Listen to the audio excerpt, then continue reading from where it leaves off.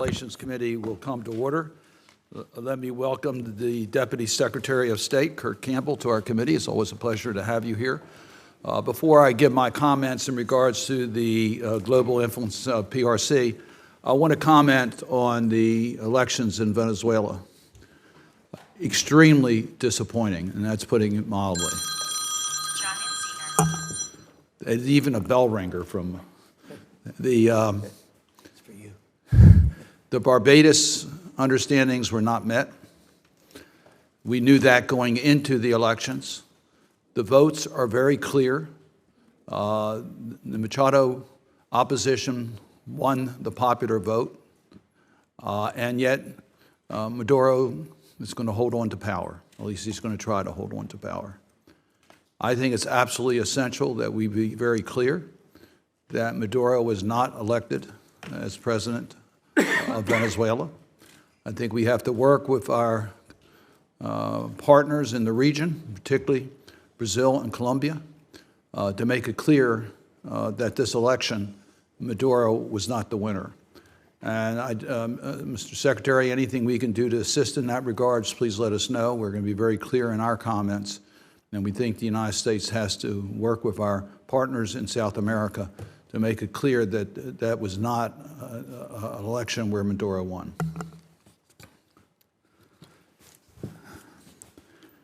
The topic for today's hearing is PRC's global influence.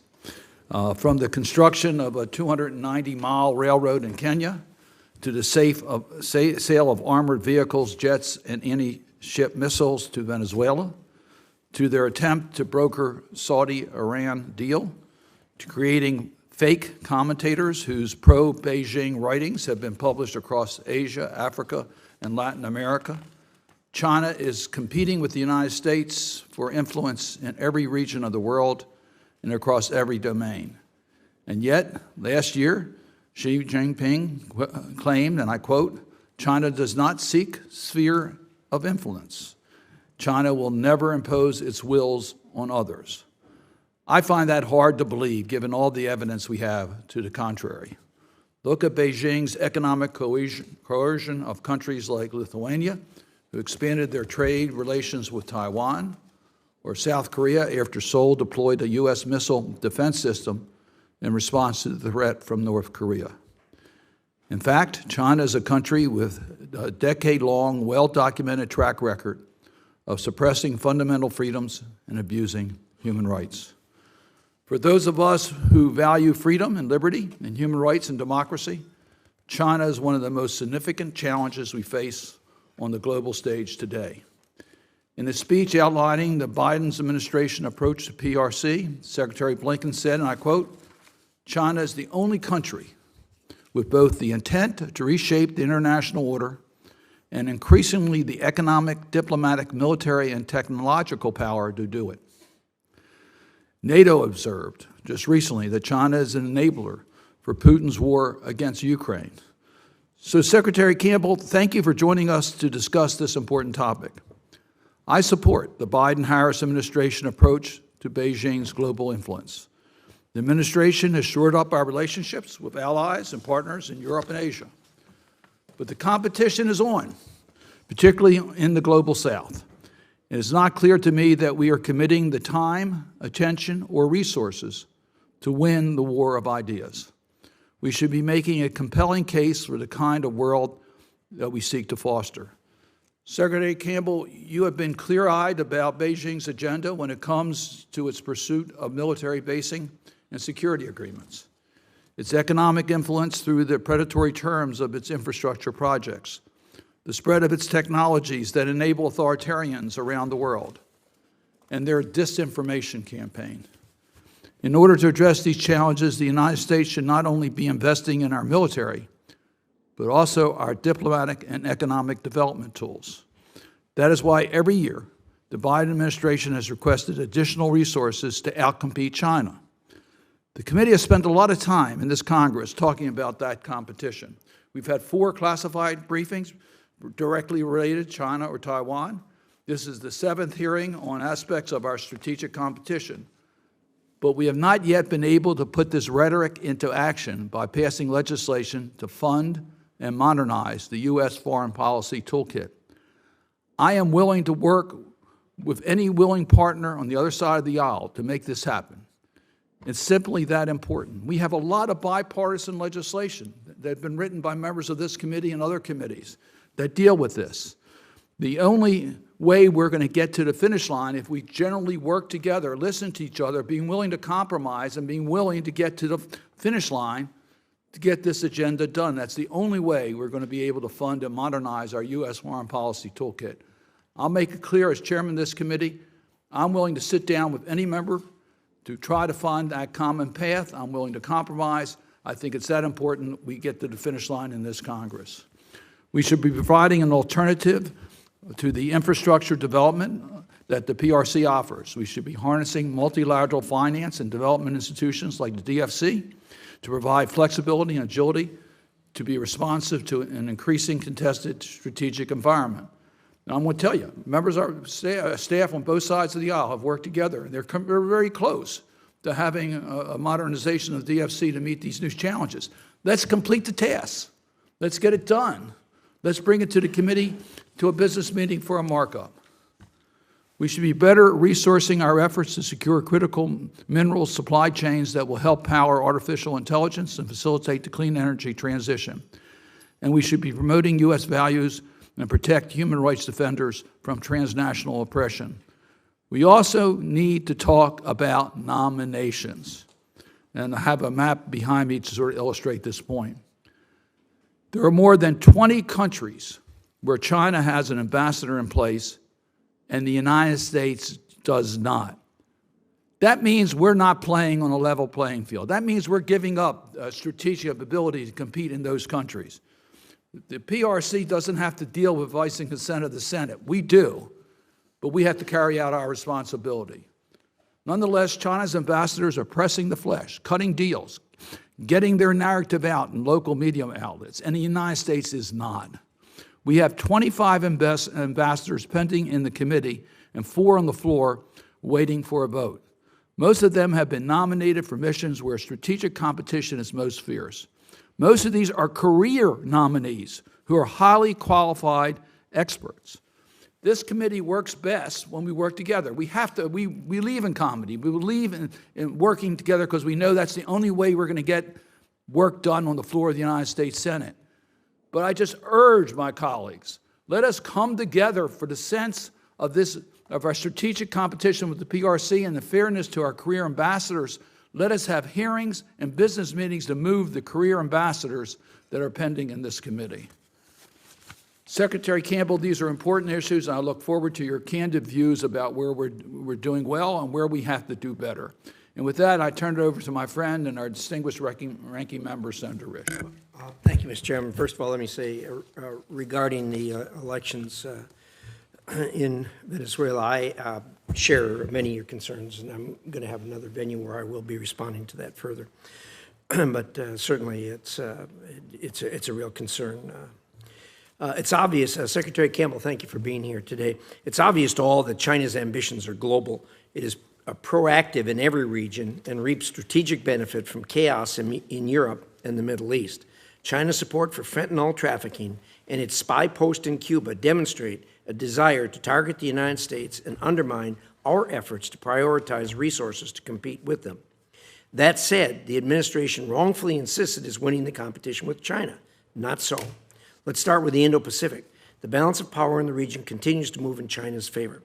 The administration's response to China's escalation against the Philippines at Second Thomas Shoal has been limited to verbal assurances, but no concrete action.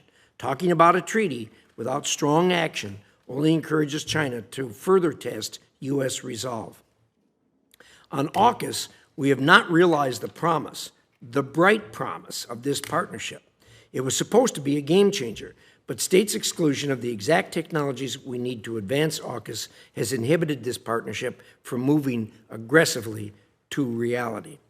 On Europe, yesterday I published a report that evaluated the administration's policies to strengthen transatlantic unity on China. Across the board, especially on trade and African policy, the administration's record is dismal. China is tightening its linkages with our adversaries, and the administration is doing almost nothing about it. China is providing material support to Russia's war effort. Secretary Blinken often repeats that 70% of machine tools and 90% of microelectronics used in Russian weapons come from China. He's right.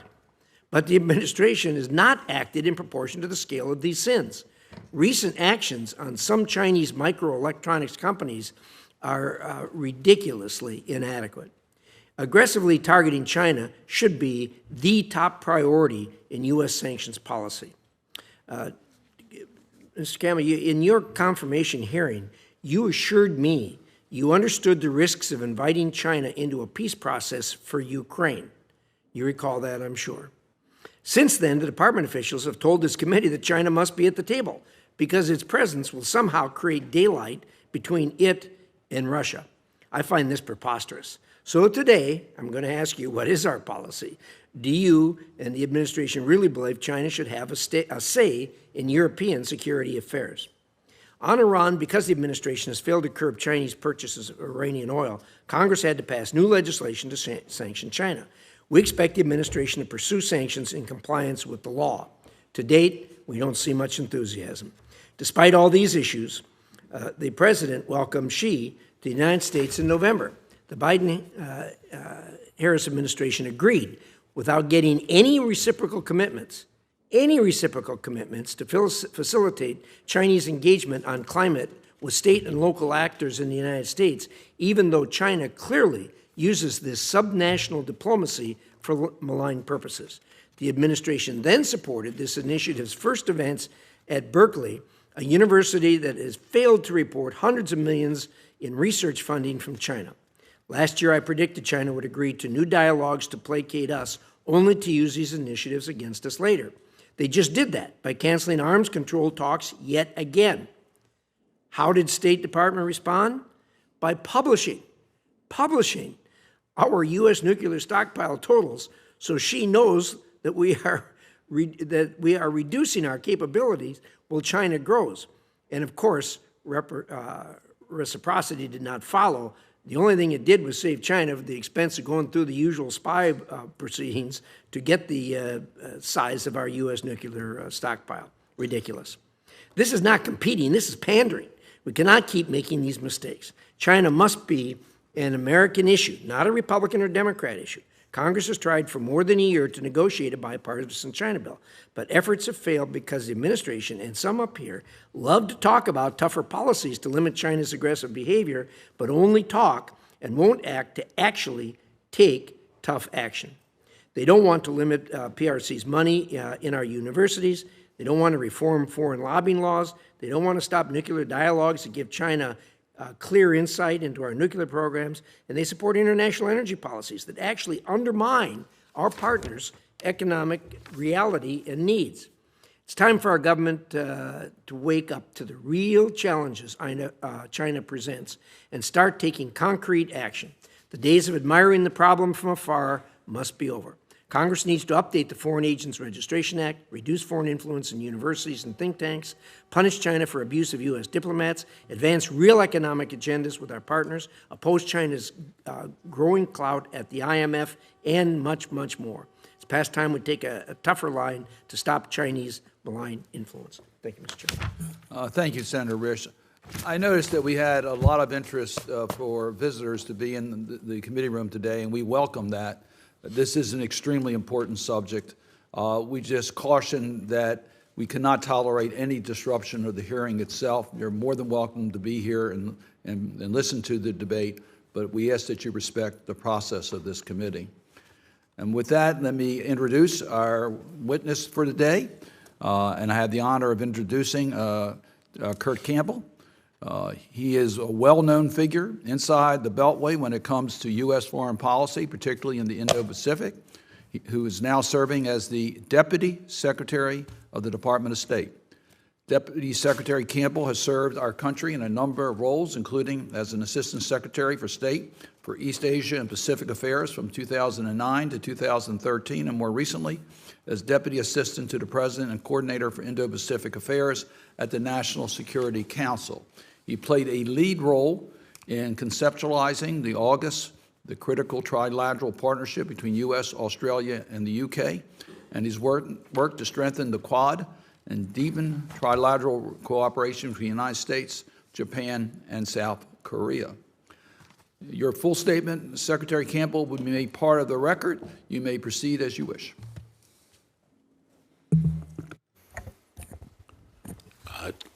Chairman Cardin, Ranking Member Risch, first of all, let me thank you both and thank the committee for the confidence you placed in me when I was first presented to this committee 6 months ago. I've been in the job here at the State Department about 5 months, and I thought it would be useful in terms of the context of the discussion today to give you a kind of update on the particular issues that we discussed with respect to global competition as it relates to China. Let me just also say that I do appreciate that the work of this committee has been largely bipartisan when it comes to China and the challenge it presents. I also fully agree that the most intense regional arena for that competition is the Indo-Pacific, but it is increasingly global, and it is not limited to any one area. It spans every area of American pursuit: strategic, technology, business, military, across the board, and it will require a full-scale, intense engagement on the part of the United States to match that challenge. And I will say, I think the key ingredient in that is bipartisan purpose, but it is also working with allies and partners.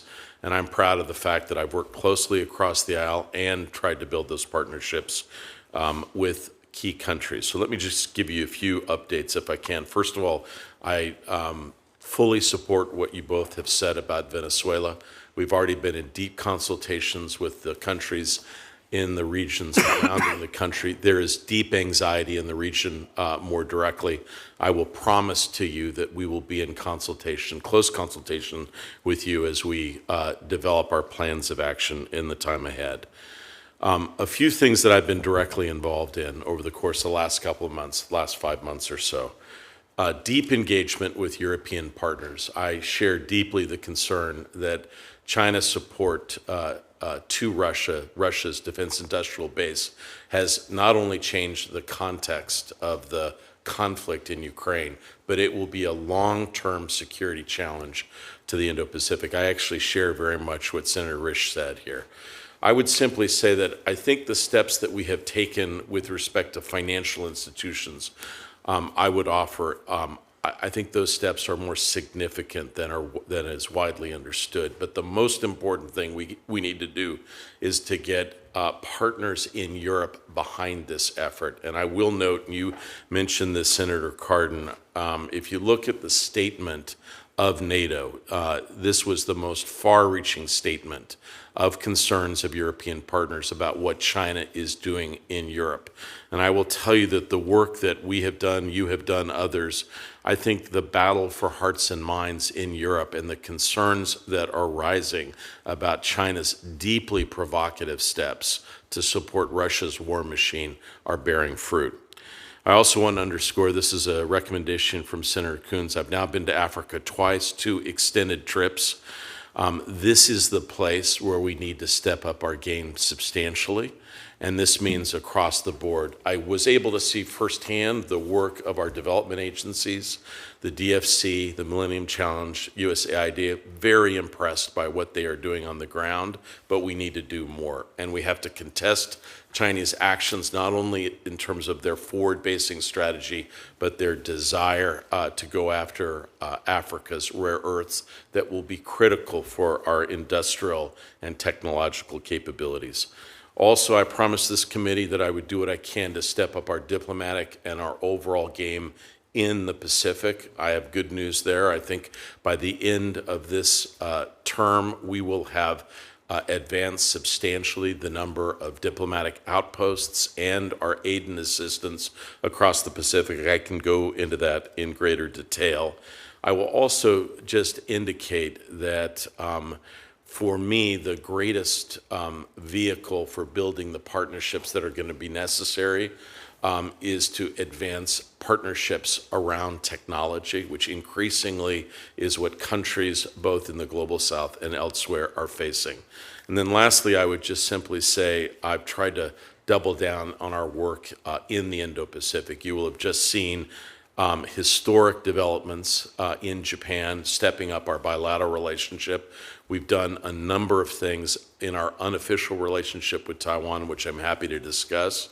And I would also say, I share with Senator Rich, I do believe AUKUS is game-changing.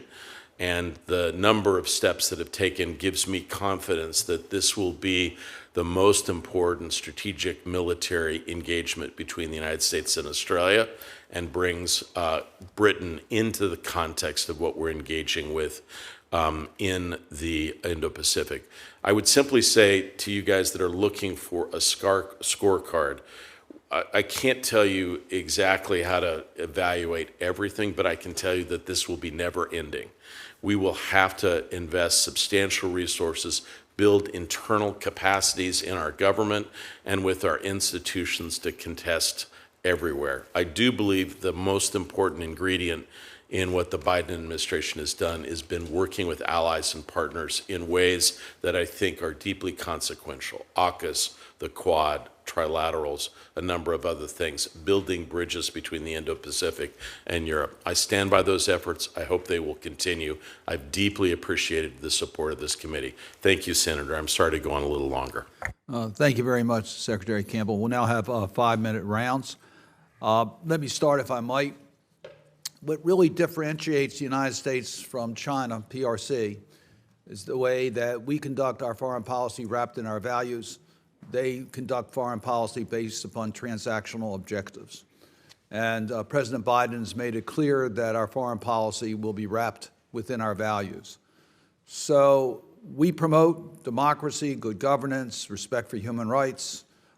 China uses corruption and force, if need be, as they're threatening to Taiwan, to try to carry out their foreign policy. So my question to you, as we develop our relationship with the PRC, how do you balance our commitment to advance the values that our foreign policy is based in, not just with our direct bilateral relations with China, but in countries in which we're competing with China? How do we balance the advancement of our values that are critical to our national security with the realities that we're dealing with regimes that differ from us and are prepared to do things that we find very objectionable? Senator, it's a great question, and I think you understand the context of it very well. I would simply say that a number of countries where we are contesting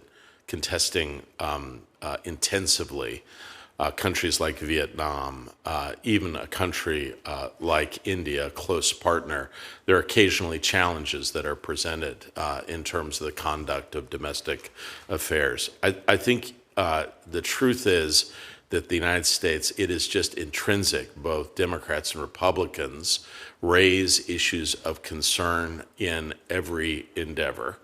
I think that's critical. Most of our partners understand that and appreciate the need to address the issues that we raise. I would simply say that we cannot go back to a period where we place strategic interest at such a premium that we look the other way at egregious acts that cause concern to us.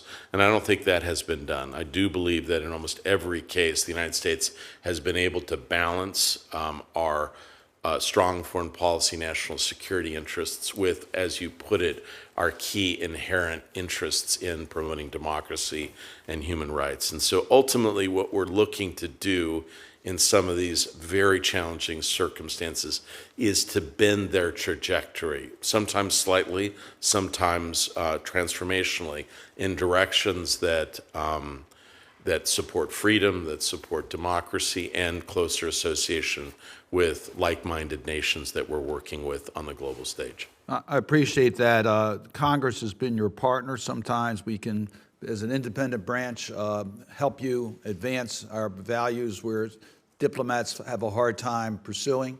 We've done that in trafficking in humans with our reports. We've done that in the sanctions, the Magnitsky and others that require you to consider personal sanctions as well as sectorial sanctions. We did that with anti-corruption in the last Congress. So we look for you to give us additional ways in which we can be helpful to advance American values, Western values, global values in our relationship with other countries. You have to set priorities. We have to set priorities. We have a limited amount of time left in this Congress, and I want you to give me how high a priority is it for the United States Senate to confirm, particularly career ambassadors, where we have so many that are vacant today. If we do that, it takes floor time, takes committee time. There are other issues we need to deal with. How high of a priority is it for you to accomplish your missions, to represent us in the State Department, for us to take up and confirm the vacant positions we have now in the State Department? So, look, it's a good point, and I do want to just underscore clearly your first issue. When Congress, when senators engage internationally, it helps us enormously. To the extent that we've had any assistance, and it's been modest at best, from China on fentanyl-related issues, it is largely because of delegations from Congress, from the Senate, going over, making the case powerfully about that this is not just an executive branch issue, it is broadly shared with the American people.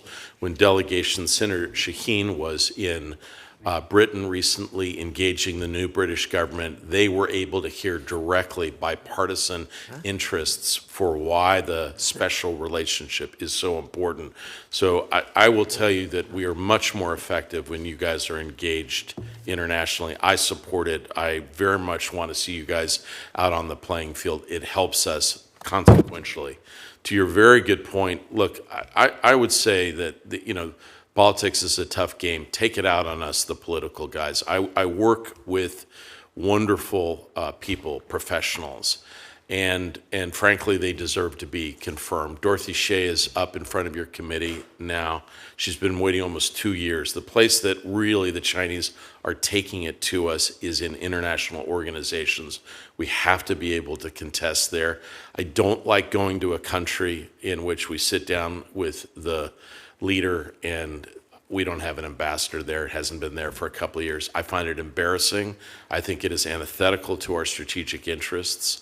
And so, yes, I do believe we should put these folks on the field. Look, no one quarrels with strong military engagements. We have to do that. We have to invest in our military. But I think there sometimes is a tendency to underestimate how important our diplomats are in international organizations, in the global South, particularly when in small countries in Africa, they view the ambassador as the representative of the United States. Washington is distant. And so getting those people in place, I would say, is among our most important priorities. I'm sorry to go on so long on that, Chairman. Senator Risch. Thank you, Mr. Chairman. Thanks so much for being here, and I always appreciate your understanding of these issues and frankness. At your confirmation hearing, we talked about the situation of inviting China into the peace process for Ukraine, and you expressed your agreement with me that this wasn't a good idea, which is an understatement. In the meantime, the State Department officials have told this committee that China must be at the table. I'm assuming, like a lot of things, there isn't complete agreement, but help me understand this. Where are we on this, and how hard are we going to have to push to get this done right? It seems that our European partners get this, and for whatever reason, the place where you work doesn't seem to get this. So help me out. Thank you, Senator. To be honest, I'm not aware of those consultations that you have had. I will also tell you that I would generally say any kind of discussion like that is premature. The dominant arena of engagement is on the battlefield. I see no sign of Russians in any way easing up on their brutal offensives with Ukraine. If you signal too early your interest in getting to the negotiating table, I think it sends the wrong message, and it's a signal of weakness more generally. Ultimately, I had extensive discussions with your team about this. Senator, I must say I found those arguments quite persuasive, and I am personally troubled by China's actions, publicly stating that, we're in favor of peace, we're not taking sides, but then privately providing the support for their industrial base in ways that will change the balance of military power, not just in Ukraine, Senator, but in Europe for decades to come. So I find those quite troubling. I think they have to be accounted for more directly. I believe the United States, with its key partners in Europe, have to play the dominant role if we find ourselves in a situation which we hope for, that we can arrive at a just peace with Ukraine and Russia. We are nowhere near that right now, Senator. And so talk about what the nature of the table looks like and who's sitting around it, that's premature. Great thoughts. It seems to me that the Europeans and the rest of the world made a huge mistake with Russia over recent decades, thinking they were something that they weren't. And now the price is being paid for that. And I think the problem is there's some people making the same mistake right now with China, thinking that there's something that they're not. And your observation that that mistake could carry consequences that goes into generations, I agree with 100%. I think the Europeans, because of their experience with Russia, are very, very reluctant to make the same mistake with China. So, and I think China hasn't helped either. Europe's experience with the Lithuanians, with China, has really, really woken up the Europeans as to what they're dealing with as far as China's concerned. Look, Congress recently passed legislation on a bipartisan basis to sanction China for the oil purchases. And I'm not seeing, there was a lot of enthusiasm up here on the Hill for that. I'm not seeing the same enthusiasm for the administration, which isn't surprising because whenever we talk about sanctions, Treasury always pushes back to a degree, state always pushes back. We up here seem to be a little more ready to draw that weapon and use it. Your thoughts? Look, Senator, we've engaged on this quite a bit. I really understand and take your points to heart. I would point out, and I think you know it, you've heard it so many times, of the hundreds of other sanctions that we have undertaken more directly. I do think, and I will just state clearly, that Iran is an implacable foe of the United States. We have to contest them everywhere, not just in the Middle East, not just with respect to the Houthis, but increasingly the role that they are also playing on the battlefields of Europe in Ukraine. So I take that very seriously. I understand the points. Sanctions policy, as you underscore, Senator, and you understand, are complex. There are often concerns about certain steps that you might take in a financial arena could have secondary, tertiary effects. I don't mean that as an excuse, but these are complex matters. I do think we have taken consequential steps, but I need to take back to the building a specific set of recommendations that you carry. I do also want to just point to something that you raised at the outset. Europe has had two major challenges. One is the Russia energy and national security challenge. Many of these countries had hoped for a deeper economic and commercial relationship with China. I will tell you, after substantial discussions, both in my previous job, Senator, and this job, Europeans understand the risks. They are coming around. We're working much more consequentially with them, not just on Russia, but China as well. My time's up. Thank you. Thank you, Mr. Chairman. Senator Coons. Thank you, Mr. Chairman. Thank you so much for your leadership on shaping our policies with regards to China and the rest of the world. And thank you for investing your time in going to the African continent and seeing this critical sphere of competition, of potential conflict between the United States and China. Let me just first ask about partners and allies. I think President Biden's leadership in responding to Russia's aggression in Ukraine, pulling together, strengthening, and expanding NATO, mobilizing 50 countries, including in the Indo-Pacific, to support Ukraine, has been critical. How relevant is it to our global competition with China that we continue to support Ukraine, that we send a strong and consistent and bipartisan message that when we say we're with Ukraine, we mean it? Thanks, Senator, and I want to thank you for your leadership on this. I will just simply say that before the state visit of Prime Minister Kishida, he had an opportunity to appear before Congress and give a major address. It surprised people that the number one issue that he raised and asked the American people in Congress to do was to stand by Ukraine, to continue the job. And it does suggest, we think of Europe and the Indo-Pacific as separate theaters. We should not. They are strategically aligned. Everyone in the Indo-Pacific is watching how Ukraine turns out. The United States standing firmly with allies and partners, being unequivocal in our support for Ukraine, is gives courage and a sense of determination to our allies and partners. In my recent visit to Taiwan following their election, to the Shangri-La conference in Singapore, I got exactly the same sense. Yeah. Yes, standing firm with the Philippines and the Second Thomas Shoal is critical for the region.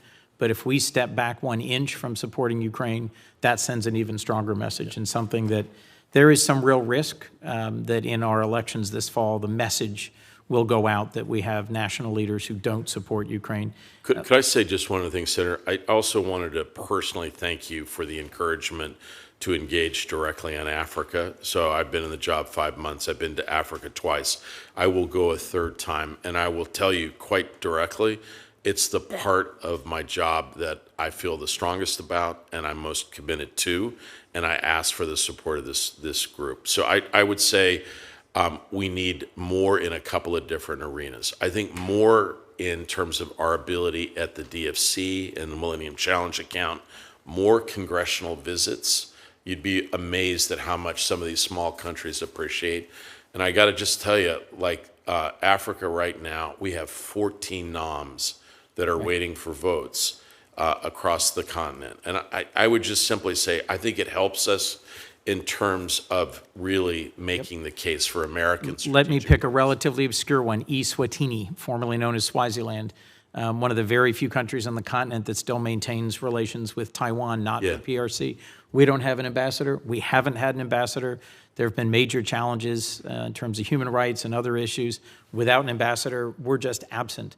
This is true across a dozen other, 14 to be specific, major countries across the continent. Russia's there, China's there. The scope of China's trade with Africa has increased tenfold in the time I've been here, while ours has barely grown. Their trade with Africa, $240 billion last year, ours now just $48 billion. How important is the timely reauthorization of AGOA for us to use the tools of trade in Africa? I think it's critical. And, you know, there's a lot of gamesmanship about whether to wait, and I would get it done. I think it's one of the few tools we have. I'd get it done. Before I run out of time, if I could, we just moved out of the Appropriations Committee with a very strong bipartisan vote this year's State and Foreign Operations. It includes an investment in a countering PRC influence fund, $425 million. It includes significant aid for Ukraine for the coming year, not what they need, but hundreds of millions of dollars.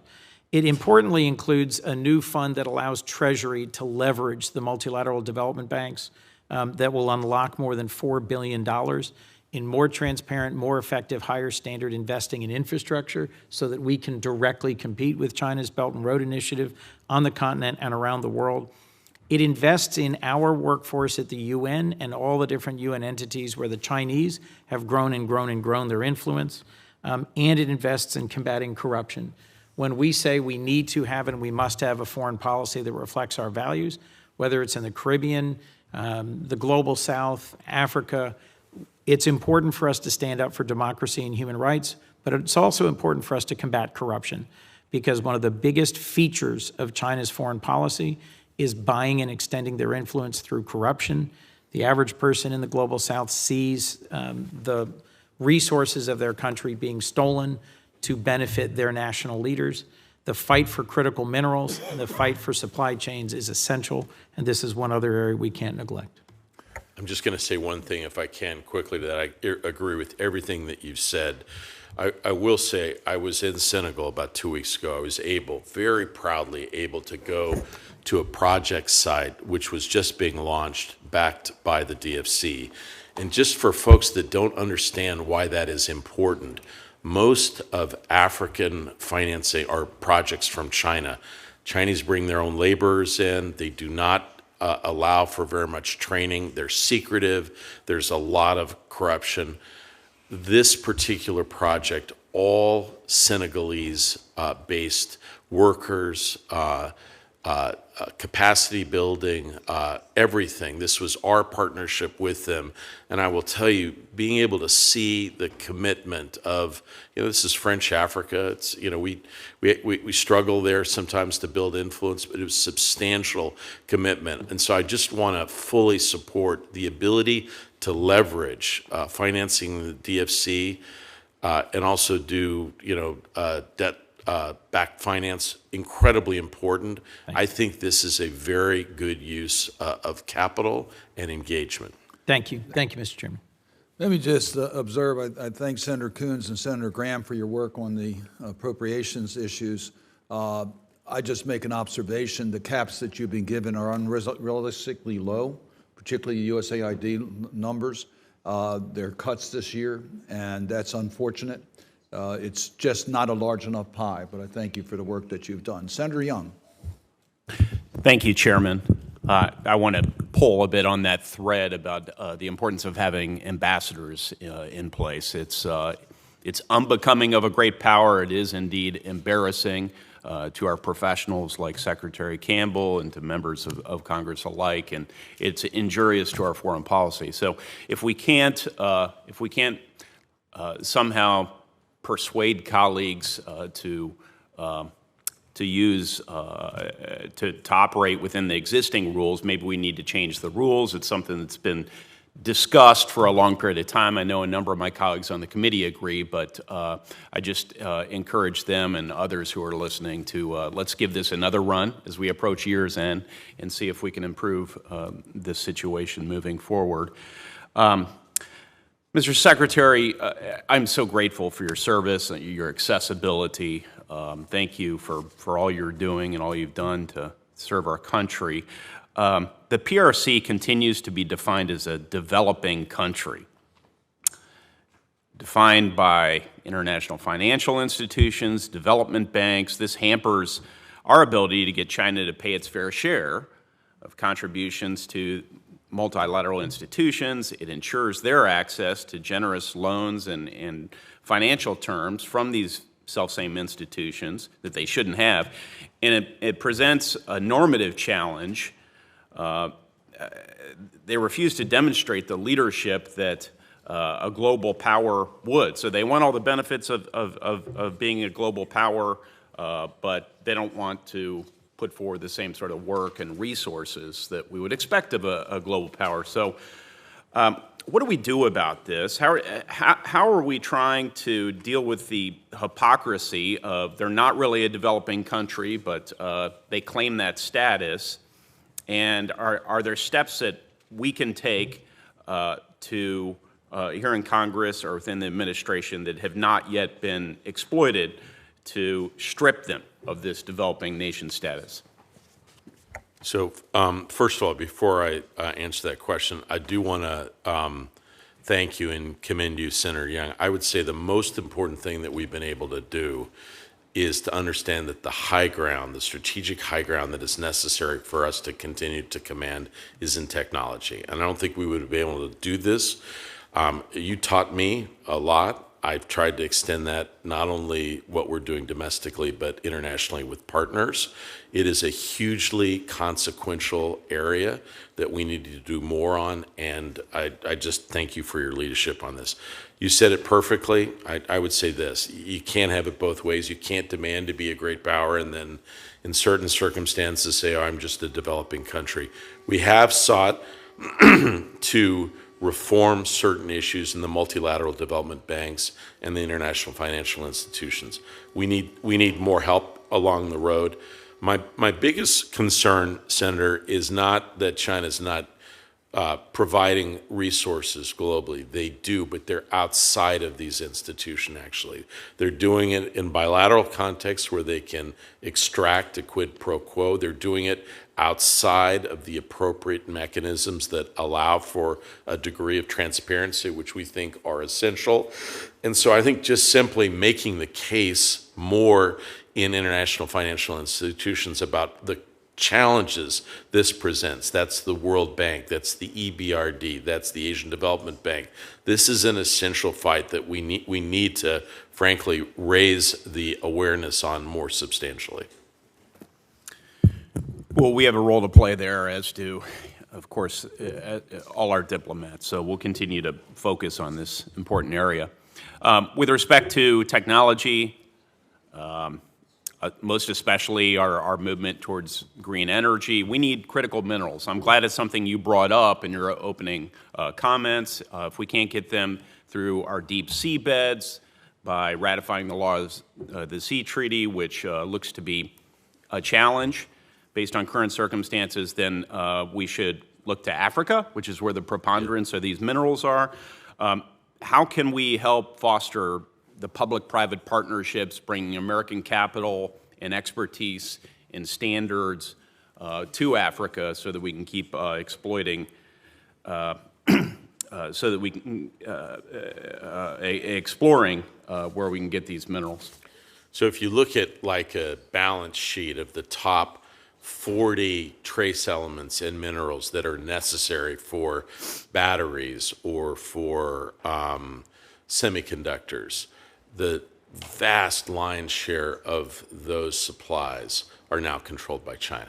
And we start behind the 8 ball. We've got to, we were late understanding that while we were playing a globalized game, the Chinese were basically cornering markets. Now we've responded with a number of arrangements with specific countries. We have a critical minerals agreement with Japan, with Australia. We've worked with other countries in Africa. The Lubita Corridor will help us in this context.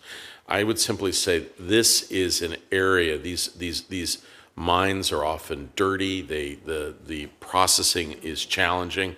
It's going to take resourcing. We have to do this with allies and partners more. And frankly, we've got to scour the globe. And it won't be just Africa, Senator. It's Mongolia. Yes. It's countries in Southeast Asia. And it will be our intent to continue to prosecute this. One last point I think it's important to make, because I did not support the Inflation Reduction Act, but the reason we pursued the CHIPS and Science Act, and a handful of Republican colleagues joined me on that effort, was in part for purposes of economic resiliency. The Inflation Reduction Act took the opposite approach. We've become far more dependent on these upstream critical inputs, and that was never, I think, seriously wrestled with before we took this approach to mitigating climate change. Thank you. Thank you. Thank you, Senator Young. Senator Merkley. Thank you, Madam Chairman. Thank you so much for your work, Secretary Campbell. 2 pieces I wanted to address. First is Chinese strategy of transnational repression. They have greatly expanded their effort to suppress dissent abroad, particularly among the Chinese diaspora. They have a host of tools. They persuade governments to detain individuals who have been critical of China, to deport individuals back to China. They spy on those dissidents. They threaten them. They blackmail them by saying that their family members will be affected back in China, and they will execute on that threat as well. What is the State Department doing to help nations resist the pressure to detain or deport dissidents, and very importantly, to protect freedom of speech and freedom of assembly here in the United States when China is threatening Chinese diaspora? Senator Markley, extremely well worded and concise and exact challenge that we're facing. I would say the most important first step that we've sought to do is actually help countries understand the nature of the problem that they're facing. So you would be surprised at how many countries, until they examine sort of the circumstances inside their own borders, were unaware of some of these challenges. Frankly, even the United States, it's taken time to fully understand what has taken place among diaspora communities, Chinese language speaking. So I think we've worked with a number of countries to help understand the nature of this transnational challenge. We've helped countries strengthen a variety of law enforcement and other steps to assist them in contesting these actions. We have been very principled and direct in our diplomacy with China. I would simply say that this is a challenge that is not just a few countries. We've seen it in Canada, we've seen it in Australia, the United States, New Zealand, Australia, other parts of Europe. Frankly, the ability to compare notes and to compare strategies about how to identify and contest it has been very important. Yeah, thank you. Freedom House has now documented Chinese transnational repression in 36 countries. Yeah. So it really is spreading in an effort to shape how they are viewed around the world. Another area where China is expanding its influence is within the United Nations. They have proceeded to increase their contributions. They have increased their support for peace teams from the United Nations, peacekeepers. They have gotten more Chinese nationals into leadership positions, and they are trying to change the dialogue around human rights. In terms of the Universal Periodic Review this last January, they submitted false information about many of the actions of China in the domain of human rights. They blocked independent civil society representatives from providing information. They have suppressed the mention of political, civil, religious rights in UN resolutions and debates. And they are trying to convey the philosophy that human rights are country-specific, that is, that there is no universal human right, and basically whatever a country decides, well, that's what human rights are. We have been really a voice in the world to identify, promote the vision of fundamental human rights, but this is a contest for ideas, and Chinese influence in the UN is part of that. What's our strategy? Yeah. Look, you've identified it exactly, and the truth is this is part of a coherent strategy of China redefining what democracy means, what human rights means, and they've done that substantially in international organizations, particularly in places like the United Nations. Their ultimate goal, I think, Senator, is to step up their game substantially in the global south. That's where they're playing for advantage. I would simply say that would be the arena. If you ask me where do we need to do much more, I'm actually quite proud and satisfied. The work will never be done, but what we've done in Europe and dominant partners in the Indo-Pacific. I think the partnership with India is robust. It's critical. It's I think probably our most or one of our most important partnerships for the 21st century.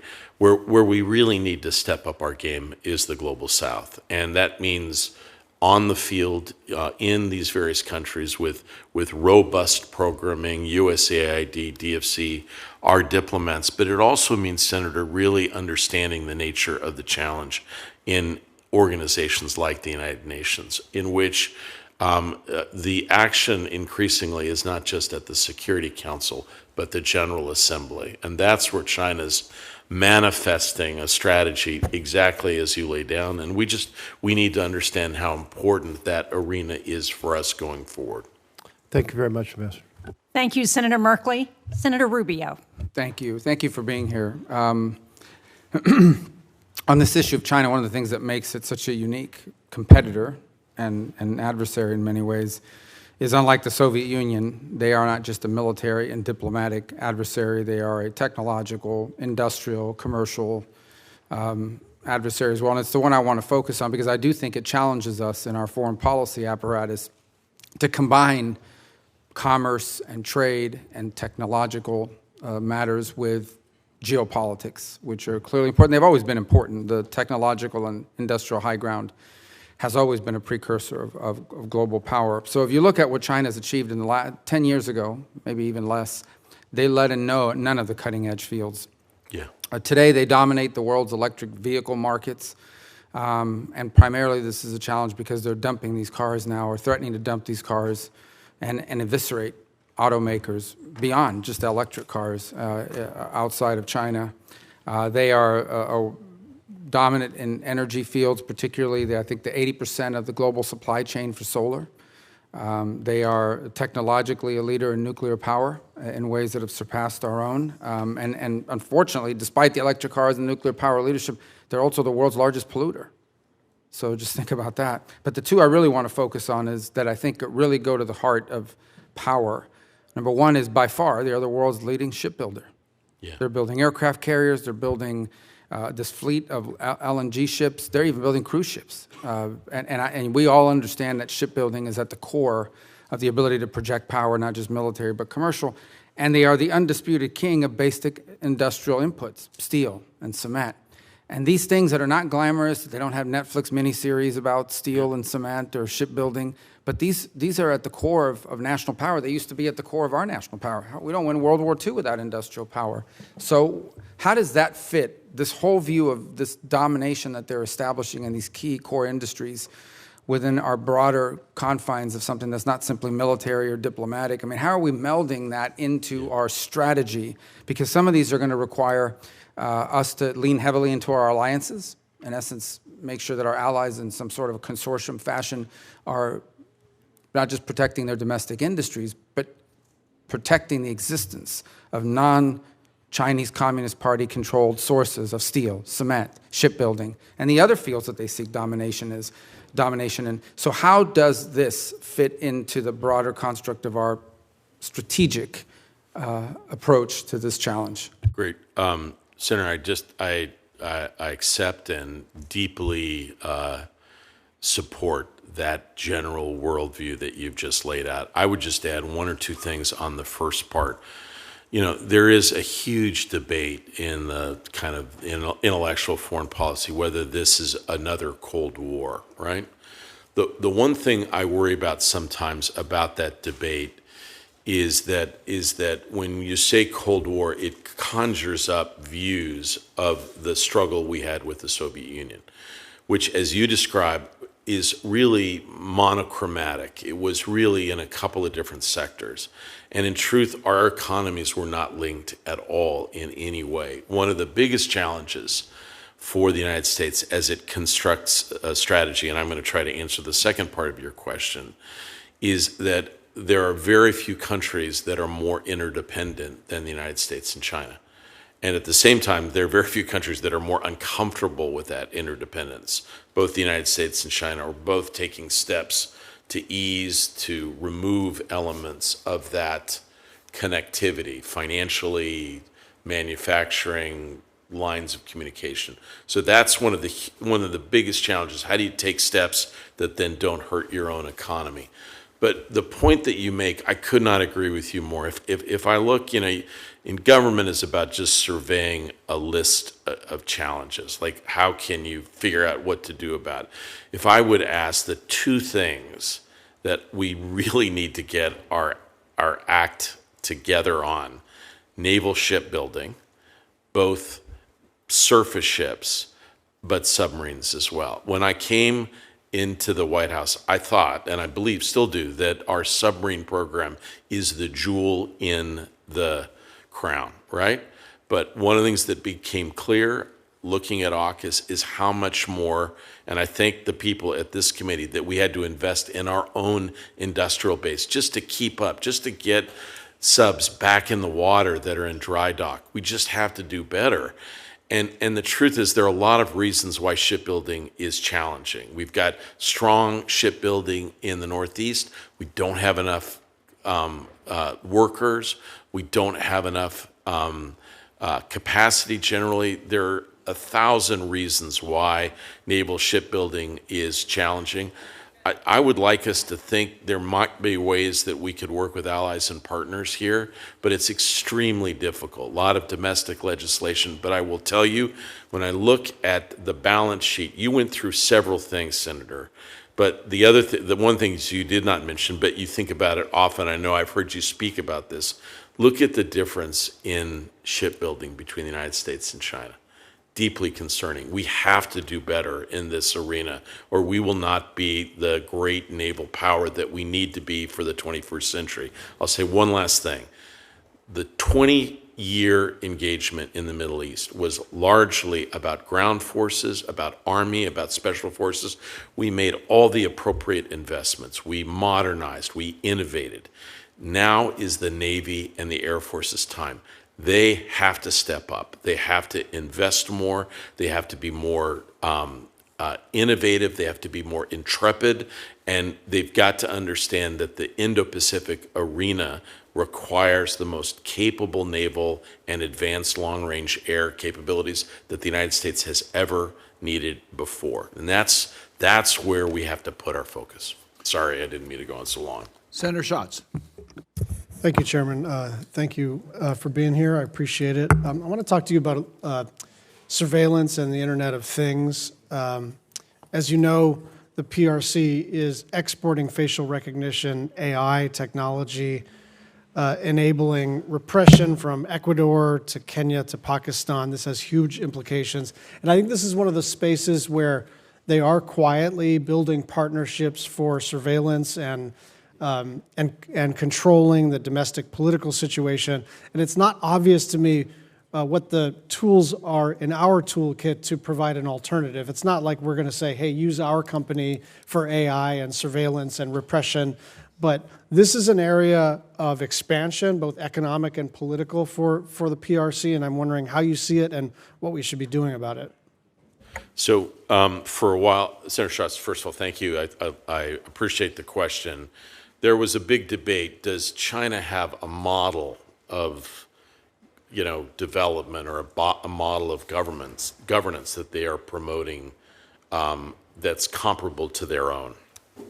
And lots of debates about that for years. But now it becomes clear that there are certain ingredients to authoritarian leadership that they are promoting in a variety of the countries. You mentioned several, but I'd add others, the Solomons, frankly, elements in Afghanistan. And as part of that is that they often support a vulnerable elite who is in power. They provide assistance to that leading group and the people around it. They provide Praetorian support that allow them through police and others to be protected from domestic threats, and they provide technological capacities for. So the bad news is that's a pretty good value proposition. So what do we do about it? And I'll get it. The value proposition is that we have to be purposeful about recognizing how challenging it is to make the argument about why democratic institutions, elections, free and fair elections, and support to governments that emerge through that process. A lot of times, I'll give you a classic example. We have a new leader in Senegal, right? Extremely hopeful. But he's raised expectations, and now we're going to have to see whether we can help meet them as he goes against both forces in his own countries and others that would seek to advance this authoritarian model. And so, look, I can't tell you, Senator, that there's a perfect answer to every situation, but I will tell you I've been to many of these countries, and that model is often domestically extremely unpopular.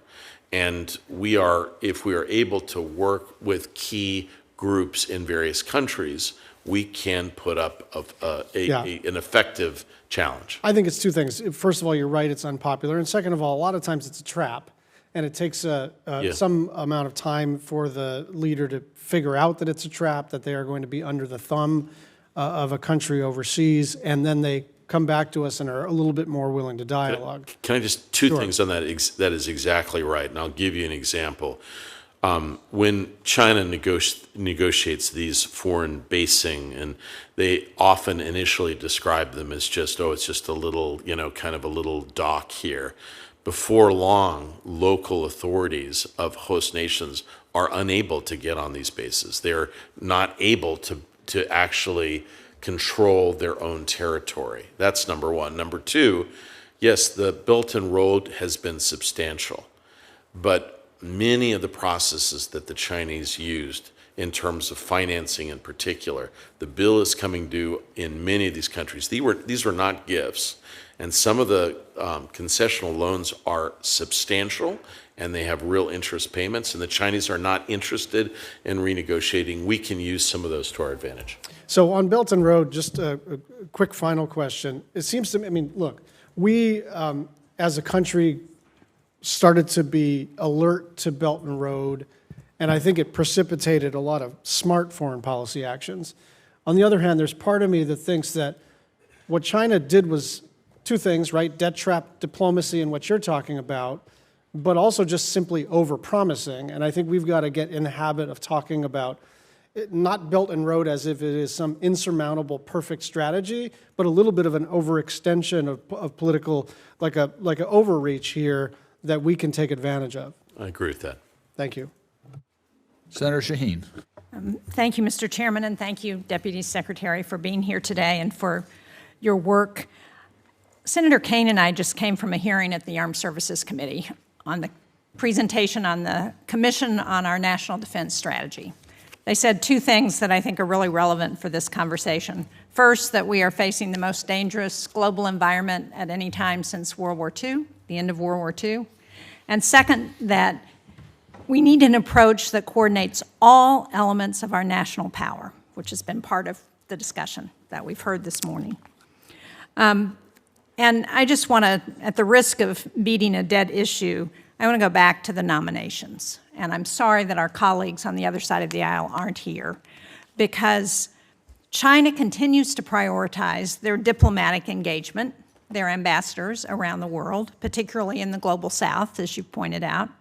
And yet, we can't get our ambassadors approved, even the career ambassadors, not just in Africa and South America, but also in places like Albania and Montenegro, in the Western Balkans, where Albania, many in Albania see it as a direct affront that we still don't have an ambassador in Albania after they've been willing to take Afghans when we needed to evacuate Afghanistan, when they've been willing to take Iranians from Camp Ashraf to help us out.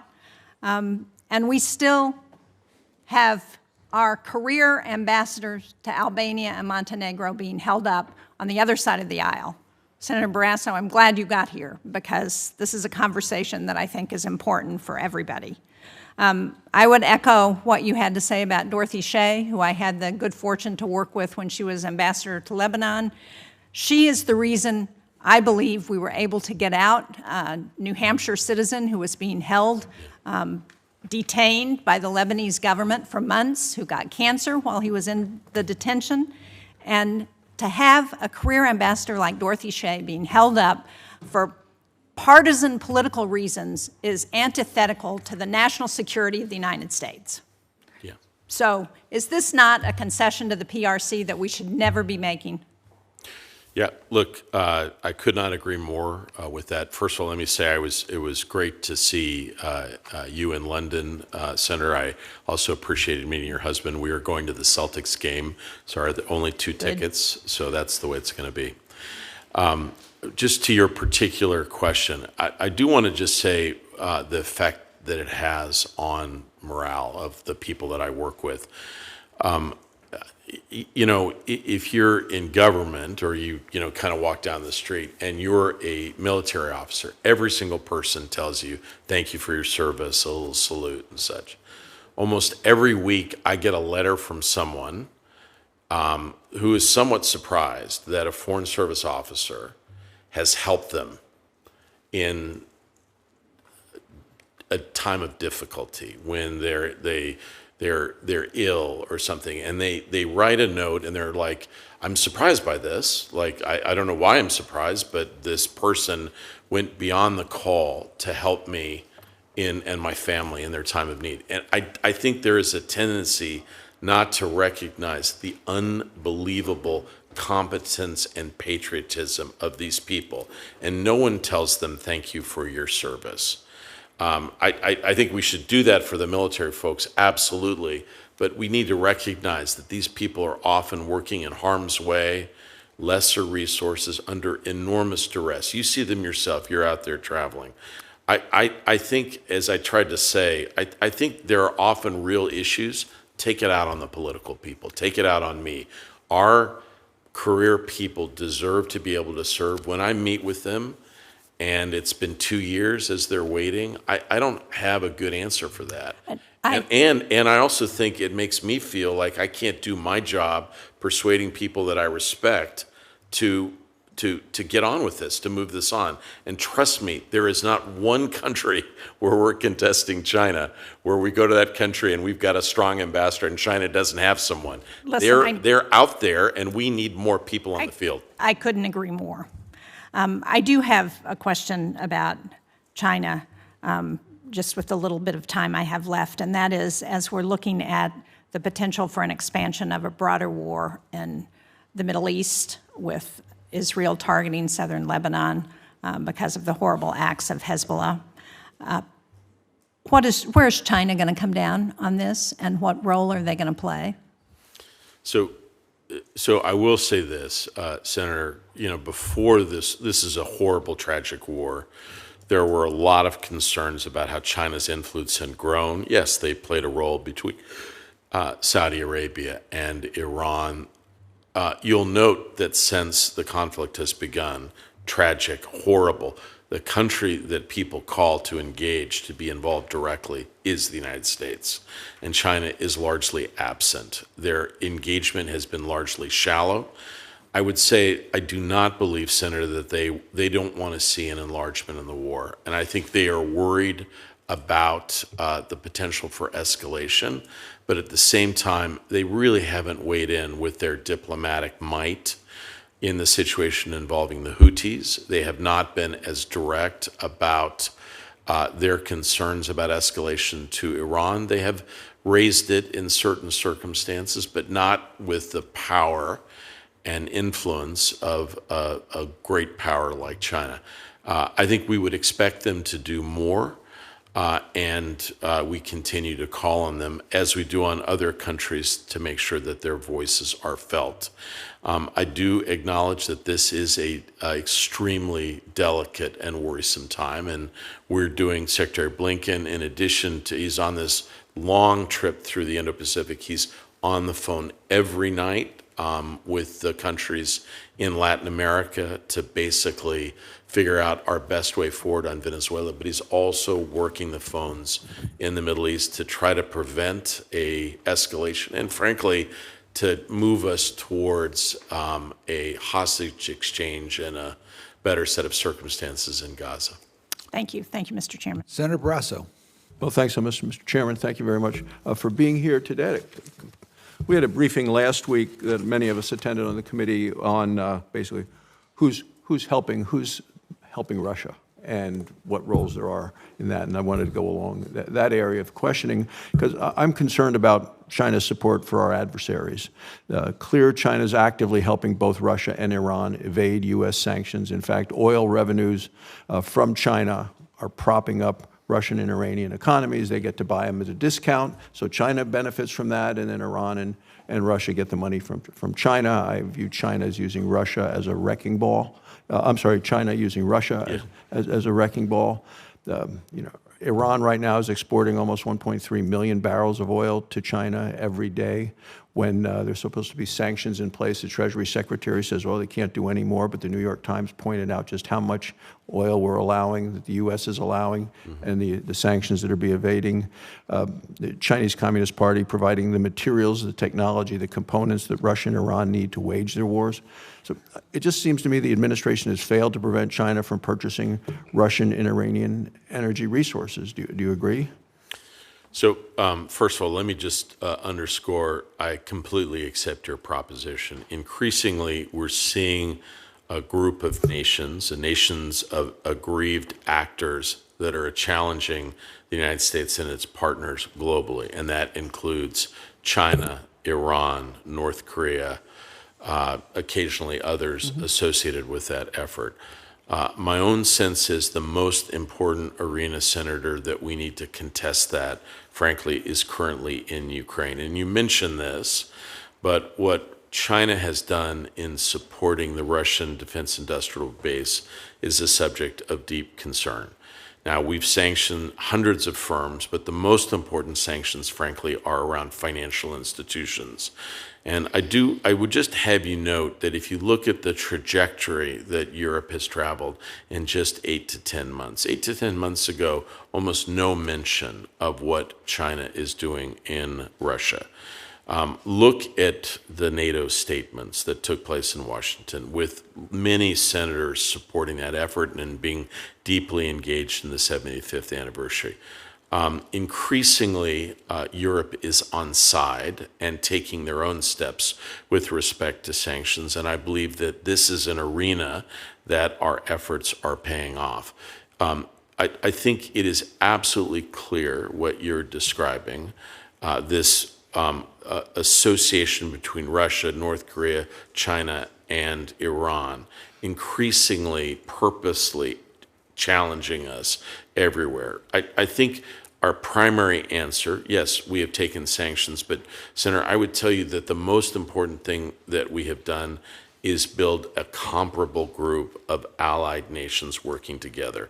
So I would just simply say, not only is NATO probably stronger than ever before, I think you have to give credit to the previous administration focusing on investing in the military, and we've followed through with that. And a lot of countries are now at 2%, well over half, approaching 2/3.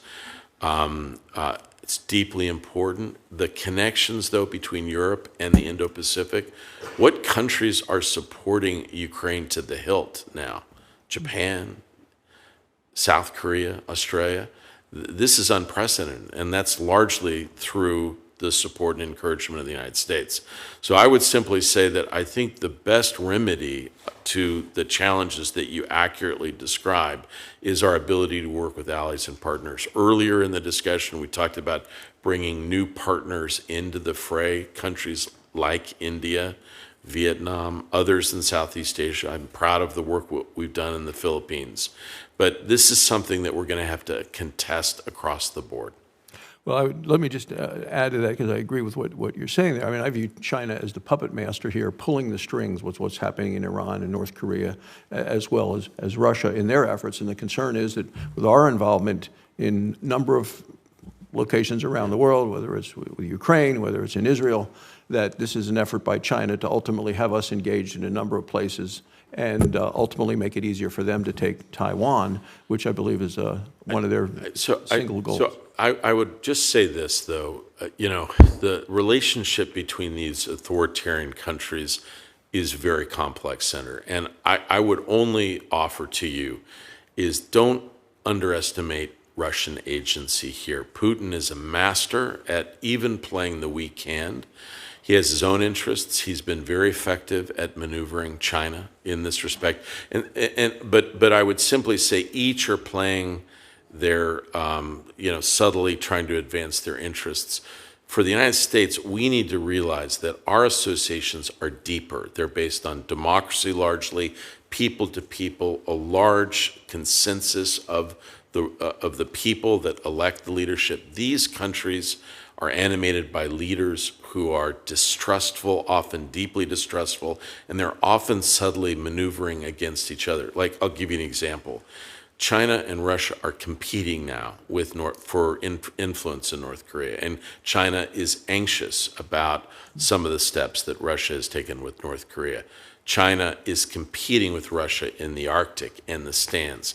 It doesn't mean that there's a division or gulf, but it just means that there is a complex diplomacy among these various countries that are aggrieved by us, and we have to keep that in mind as we construct our own diplomacy towards them. Thank you, Mr. Chairman. Senator Murphy. Thank you very much, Mr. Chairman. Good to see you, Mr. Secretary. I'm going to ask you two questions, one on disinformation and one on China and the Middle East. So one of China's most effective national security tools is propaganda and misinformation. Their investment dwarfs the investment the United States makes. Estimates are that China's spending somewhere in the neighborhood of $7 billion per year. The United States clearly does some of this work through the Department of Defense, but inside the Department of State exists the Global Engagement Center, which is funded at a relatively paltry $61 million, but over the course of the last half decade has done some pretty extraordinary work to track Chinese misinformation and to help local actors be able to fight back. The Global Engagement Center is set to expire. The authorization for the center is set to expire at the end of this year. What would be the impact if we lost the capacity to help coordinate with allies, help to fund efforts in and around the Chinese theater to combat Chinese misinformation if we lost the authorization for the Global Engagement Center? Senator, first of all, thank you for the question. Let me just say, I think some of the work that the GEC has done in the last couple of years is deeply innovative and helpful to American purpose. And I commend the work under Jamie Rubin, the leader of the organization, others who work underneath him. I will simply say this, what it has done that has been made a difference in a number of places is simply illuminating the strategies, the actors, and the strategy that both China and Russia have undertaken. And so these countries' ability, China, Russia, to manipulate and maneuver is done largely out of public view. When you expose it, it actually can be quite purposeful and effective. I would simply say that you are absolutely right. It's a small amount of money. We have a little bit at DOD that we're working, but the challenge is enormous. I'll just give you one example, Senator. When I was asked to go to the Solomons to basically contest what the Chinese were doing there, I remember waking up in the morning, getting the local newspaper. On the cover, this is right after the war had started in Ukraine, was a long story about the chemical and biological weapons facilities that the United States maintained in Ukraine, right? Clearly effective Russian and Chinese disinformation. And we just have to do a better job contesting this globally. A first step would just be the GEC reauthorized. I think the GEC has done more on Russia than China, but I think it's stepping up its game substantially on China as well. Yeah, just in the last year and a half, 22 different reports produced by the GEC specifically naming Chinese propaganda efforts, which, as you state, is sort of the first and sometimes most effective tool. Let me turn to the Gulf. Obviously, we have had a number of conversations in this committee about the administration's conversation around extending a security guarantee to Saudi Arabia that would impact our broader security obligations in the region towards all of our Gulf allies. I want to ask you about the future of Gulf cooperation with China.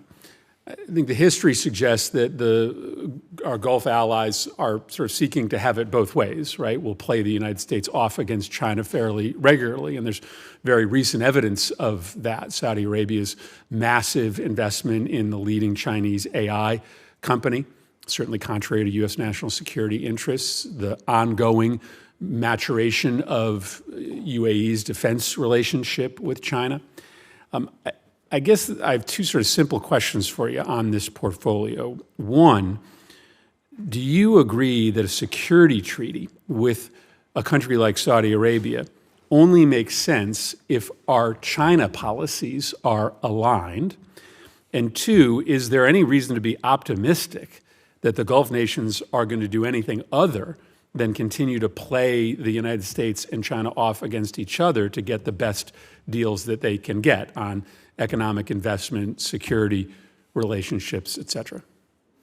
So it's an important question, and I do think when we're talking about some of these fundamental decisions on the part of the United States, security guarantees, substantial investments in technology, we often say, look, we don't ask countries to choose, but we want them to have choice. In certain circumstances where we're putting our stuff on the line, whether technology or our commitment to support you, I'm afraid it is a binary choice. And I think we would have to insist on that as we go forward. I will say the Middle East is complicated. Senator, you talked about the whole region. There was a period not long ago where Israel, also very deep engagements with China and the United States, has chosen largely now to engage directly with the United States because they understand the nature of what they were doing had implications for their own security, given China's other actions. I wouldn't want to go through a taxonomy of each country in the Gulf, but my guess is that we'll have more luck with some than others. But ultimately, the process of this all rests on other issues being resolved, and it is just enormously challenging. So I do think we are right to try to contest. It's an important region, but at the same time, we also have to be clear that we have some real advantages. Our technology, our security guarantee must not be given lightly, and we must demand many things in response. Senator Kane. Thank you, Mr. Chair. Secretary Campbell, good to have you. A comment and two questions. So the comment is in a response to an earlier question, you talked about the real importance of focusing on the global South, and of course we should, Africa and the Americas. 32 of the 35 youngest countries in the world are in Africa, and the population growth there, as well as a whole lot of other factors, make it a really important area of strategic focus. And in the Americas, the challenges we have at the border, the challenges with fentanyl, just everyday Americans' concerns about the globe often are issues related to the Americas and political instability there. And yet, we say that a lot, but we're just not doing it. The Article 1 branch, we have to own the absence of confirmed ambassadors, more than 20 openings in the Americas and in Africa. But the Article 2 branch, I just came from the hearing about the 2022 National Defense Strategy. That strategy has one paragraph about the entire Western Hemisphere, not much more about Africa. We are actually reducing military investments in AFRICOM and SOUTHCOM. They continually raise that they are under-resourced. We had an opportunity in the area of the world I'm most familiar with, the Americas. We had a real opportunity in Ecuador following a popular election that threw out a longtime pro-China government to step up and help Ecuador be a success story, a pro-democracy success story. The previous president said, all you got to do is put me in a trade deal. I'm the only nation on the Pacific coast of the United States, of the Americas, that doesn't have a trade deal with the U.S. Ecuador didn't have one because of the pro-China government that had been in place for 25 years. We didn't do it. We basically, the administration, and I strongly support this administration, but the view is that trade deals aren't good politics. We didn't do the one thing that President Lasso was asking us to do, and now we have a much more complicated situation in Ecuador. So the comment that I'm going to make, and then I'll move to a question, is we talk about the global South a lot, but if you measure it by resources, if you measure it by energy or focus, we are going backwards, not forwards. And that really, really troubles me. Now, my question is this. On the fentanyl topic, in November of 2023, Presidents Biden and Xi met in Woodside, California, and they talked about steps that China might take to begin helping us interdict fentanyl by blocking precursors, largely from coming into Mexico. 9 months later, what's the report card on whether those commitments by China are being met or not? Yeah, thank you. First of all, just on your first questions, when you travel around, you are left with, particularly in the global South, with a sense of there's so much more to do, and there is a concern, as you suggest, Senator, that maybe we're going in the other direction. And I as a person who has long supported the Indo-Pacific, I recognize that we're moving more of our capacity there, but I don't think we should be shortchanging our engagements in Africa or Latin America. It will come back to haunt us. So I share those issues. I believe in them as well. I will also say that, we talk about contesting narratives that the Chinese and the Russians promulgate in the global South. The dominant one that the Chinese and Russians use is the idea of American decline. And those views can be pernicious, and frankly, they can use disinformation, and they can also use headlines from our own newspapers. And I think one of the things that I would suggest is that when we come together in bills or activities that suggest national purpose and a degree of consensus, that's the area that we've largely been the strongest. I see that more, frankly, now in the Indo-Pacific than I do in the global South. My hope is this committee in the future will help us think about bipartisan approaches that are not just about military, but are about our levers of ability to invest, diplomats just across the board. I think I'm probably preaching to the choir here. So the best grade I could give on the fentanyl, I was at Woodside, I was involved in this diplomacy closely, would be an incomplete. There are some modest steps that the Chinese have taken. There are some criminal prosecutions they've undertaken. They've wrapped up a few of the companies involved. I do just want to underscore how challenging this is. There are a large number of precursor chemicals and a large number of companies. They are innovative. They are moving around Asia. I think one of the reasons that China is addressing this issue is not just because we've asked, but Congress has been deeply engaged as well. Frankly, probably the visit of Senator Schumer and the team to China in advance of that had as much of impact than anything that we have done. But I would also say it is the case that synthetic opioids are not just affecting the United States. Europe and parts of Asia and China as well. This is a global scourge. I think increasingly the Chinese recognize that since so much of that is coming from manufacturers in China, that they have to take more steps. They have not done so to date, and we need to stay on them. And this is a critical national security issue for us. I commend you for raising it and focusing on it. Thank you. Thank you, Mr. Chair. Senator Booker. Thanks so much. I want to pick up on some of the themes that my friend Tim Kaine brought up, but Mr. Secretary, I'm so grateful that you're here. But I just want to pick up on something because this concern about China and its dealings with Saudi Arabia. Can we just be specific for a second? We are in negotiations with Saudi Arabia on a treaty right now, correct? So I think it'd be fair to say that we're in deep negotiations with the Saudis. The ultimate manifestation, there are many features permutations. Of this. I understand that. I don't want to take all my time doing that. I guess what I'm trying to say is, when I'm in the region, when I'm sitting with leaders there, they want to deal with the United States of America. They want deeper ties, deeper relationships. They know that from technology to economy to military, we're their preferred dance partner. But when we don't engage with them, they're looking for other dance partners to hedge their bets. That's a fair statement, correct? Yeah. Now, when it comes to our competition with China, if we find a way to move forward with Saudi Arabia, we get a lot of advantages by locking them in to things that benefit us.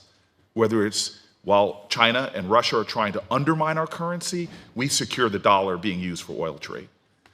While we have a fierce competition going on militarily, we have shown that when we lean into partnerships, not only with our competitors in Russia or China, but even with our competition for military sales with European countries, we lock Saudi Arabia in. And then when it comes to the economy or technology transfers, we've been able to use our partnerships with other countries to box out the Chinese.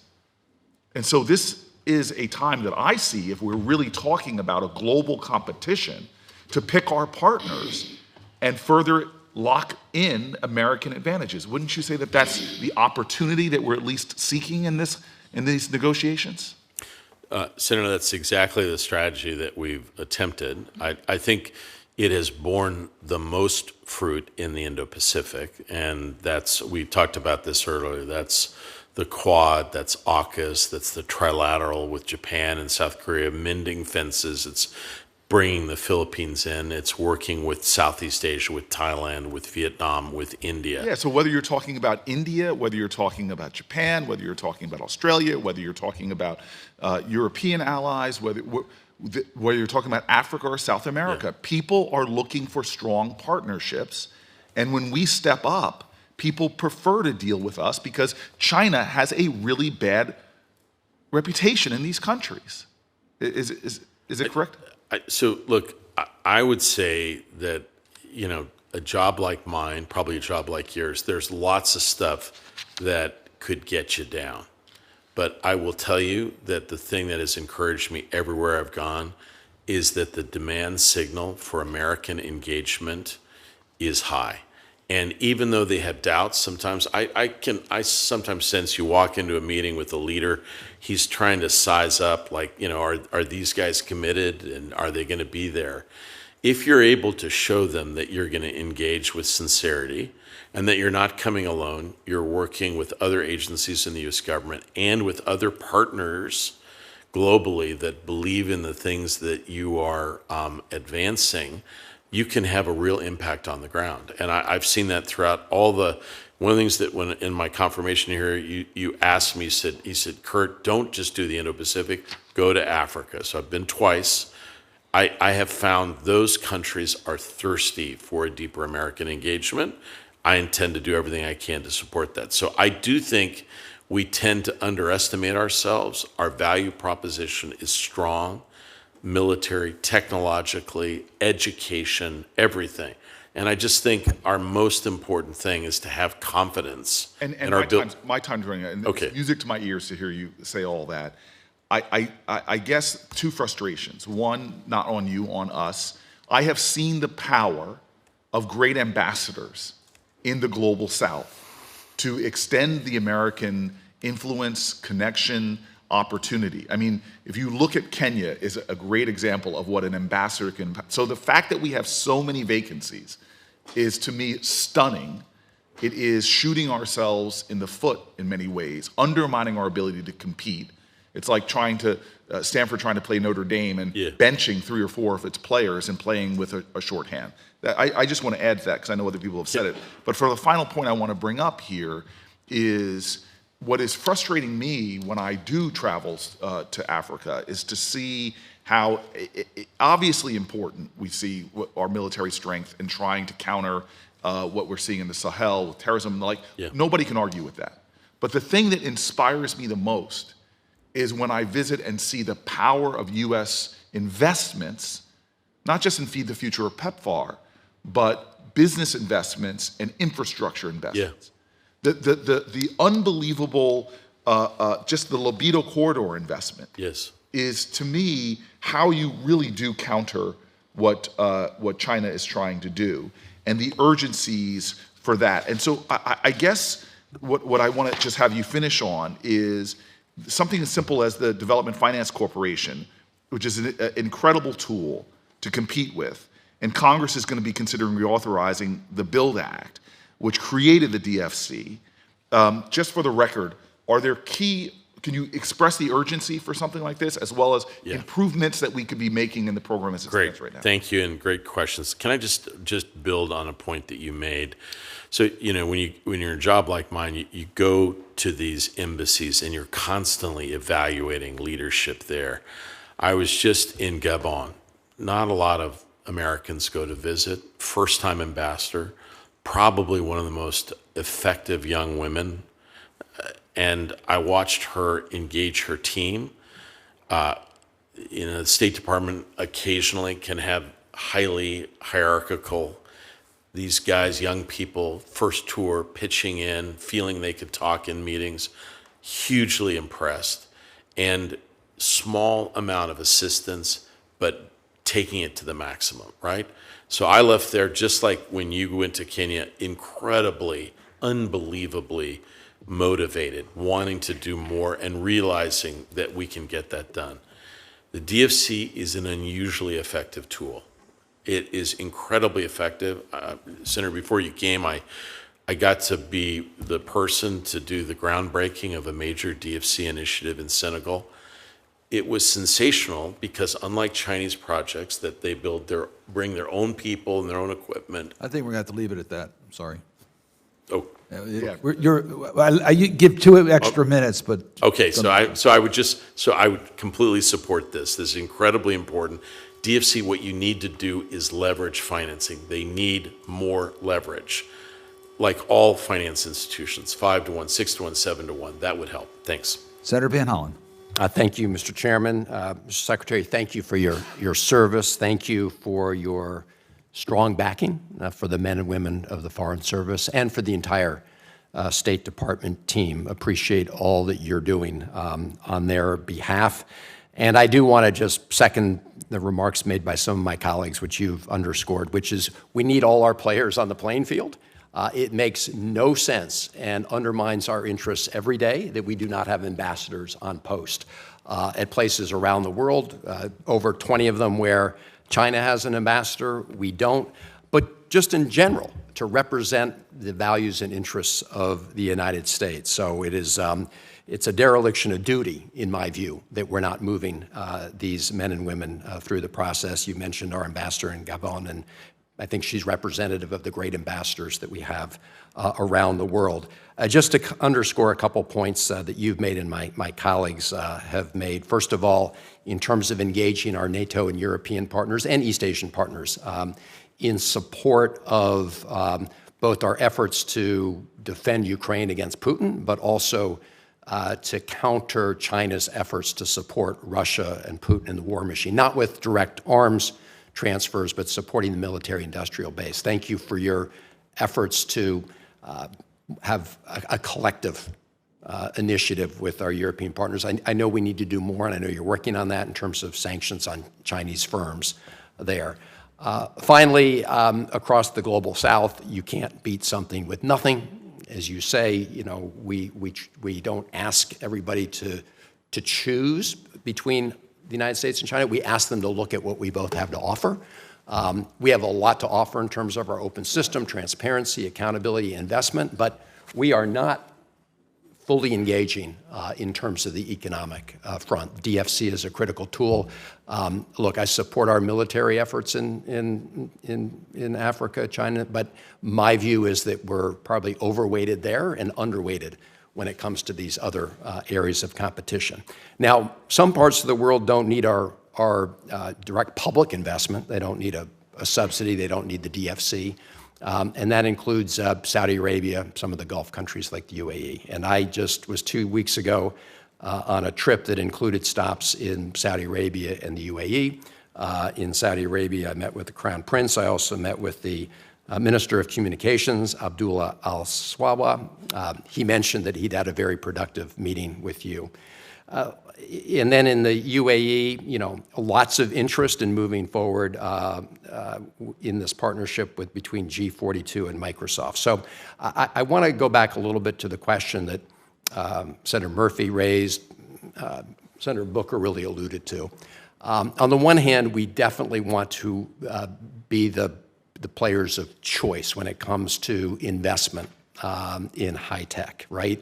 It was very clear, both the Saudis and the folks in the UAE, they want to engage first and foremost with U.S. companies because of U.S. technological expertise. On the other hand, we do want to make sure that our partners are not, you know, transferring important technological secrets to China and others. Can you, you know, look through that lens a little bit, Saudi Arabia and UAE, and tell me how we would balance those competing interests? First of all, thank you, Senator. I agree with the value proposition. And I think in many respects, it really comes down, if I can be so direct, to the nature of the negotiation. And we need to understand that what we are putting on the table in each of these relationships is extraordinarily valuable. It is our technological prowess, which is unmatched in most of these areas in AI and the like. We are the leader, and we will continue to be, and there is a huge advantage to work more closely with an American firm. Secondly, our security engagement is stabilizing and important to a number of these countries. And so recognizing that in any set of engagements that are around the future of our relationship, we probably have the ability to be quite direct about what our expectations are and then follow through on that. And so I'm very much of the view to explore and deepen these partnerships. But yes, there has been a tendency in the past to basically seek to have it both ways in certain circumstances. When it comes to these fundamental issues that are so important to American strategic purpose, we have to be unambiguous about this. They're going to have to make some choices. I appreciate it. Thank you, Mr. Secretary. Thank you, Mr. Senator Duckworth. Thank you, Mr. Chairman. Good morning, Hi, Deputy Senator. Secretary Campbell. It's so good to see you again. I've really appreciated that over the course of our relationship, we've been able to be quite candid with one another, Yes. particularly as I reflect on when I think the United States has missed its mark Yeah. on its past engagement. So I want to ask you today to think critically about where we can improve our efforts. And I think we can look outside, outside the Indo-Pacific to make these assessments when it comes to our strategic competition with the PRC. But I also think there are cases within the Indo-Pacific. Yeah. For example, I just got back from Laos and Vietnam, where I was the first U.S. Senator to visit Laos in 15 years. And I found a country hungry for U.S. presence. And I found a country littered with debt trap infrastructure projects that they will never be able to pay back. Crumbling roads that were built with borrowed money to the tunes of billions of dollars that are not generating any revenue. And yet I saw so many opportunities. Something as simple as I went out and visited an ADB, an Asian Development Bank project, where they help local villages next to major natural resource tourist sites build a whole place where people can go swimming in these beautiful lagoons, and they get over 500 visitors a day at each of these sites. And in talking with them, they said, when we have problems with tourists in the lagoons getting into swimming trouble and they're about to drown, it's the American tourists who are pulling them out, because American tourists have lifeguard training, many of them, and first aid training. And it would be great if somebody could provide us with lifeguard training, and we would pay our young people, and they wouldn't have to move to the big cities or leave the country. And something as simple as that, brainstorming with our ambassador to try to find funding for simple U.S. lifeguard training, which they would love to have. Yeah. Low cost, high impact, really good projects that could be happen. And so I think, in order for the United States to be seen as a credible, reliable partner and provide an alternate choice to the PRC, where we don't have a strong track record of a security relationship, we need to at least be showing up, right? Things like this lifeguard training or some of this. But I also think that there was an opportunity for capacity building in public health, in particular. So can you tell us something about how the U.S. approach with partner nations in the public health space and other areas like this can build trust and enhance our presence in the region? Beyond, we rely too much on security and defense, I think. So first of all, Senator, let me just thank you. You have been a voice that has consistently asked for more engagement of the United States in ASEAN and specific countries. And I would also say I'm grateful that you raise cases of small countries like Laos and Cambodia. There's a tendency sometimes to think that these countries are just in the Chinese orbit, and that's that. But the truth is that when we set up the first ASEAN summit, which you were a key backer of 2 years ago, when we brought all the ASEAN leaders to Washington, it was difficult to get agreement among all these nations to come. The two nations that were quietly some of the strongest voices in having that happen were Laos and Cambodia, because they too want options. They want a deeper relationship. I love the idea of lifeguards. Anything that you think we could do that, high impact, I'm all ears for. I'm going to go back to the building right now and see what's possible. I will say this, Senator, our greatest thing in Southeast Asia is that we engage ASEAN as an institution as well as individual countries. I think we've done very well in Vietnam. We've done very well in the Philippines. I think we've engaged effectively in Indonesia, but I think we could do more in a number of countries: Malaysia, Thailand, Laos, and Cambodia. And I want to thank you. You in particular have pushed us to do more. I think we have a few things that we'd like to do in this arena as we approach the end of the Biden administration. So I completely accept the proposition and am always looking to do more for our friends and partners in Southeast Asia. Wonderful. I am almost out of time. I would love to be able to meet with you and talk with you a little bit about some of these initiatives. Done. Later. Thank you. Also, the Pacific Island countries. I'm glad that Congress finally funded and renewed COFAS, the COFAS agreement. Thank goodness. You got to give yourselves a bigger pat on the back than that. Like, let's be clear. In a period of unbelievable division, one thing got through. The COFA agreement, after 20 years, a negotiation was really hard, was passed by the Senate and the House. A huge, huge achievement. Made a big impression on our countries in the Pacific. So you should not dismiss that. That was a big act of legislative leadership and helped us enormously. We are doing much better in the Pacific than we were 3 years ago, and that's largely because of the urging and support of this committee. An expansion of more of our consular activities in the region would be really helpful. So you, look, you touched on it earlier. We're doing this. Senator Risch and his team have urged us. Look, the restrictions on new buildings and how to build stuff is hard and difficult. We've sought exceptions. We are actually working with other like-minded countries that we can put our diplomats at their facilities. We need to do more in the Pacific. This is like we have moral, historic, strategic reasons. We are doing more. We are better. We're working with our allies and partners. Ultimately, we've got to be able to represent ourselves. These island nations are proud. They've been with us for decades. They vote with us. We should not take them for granted.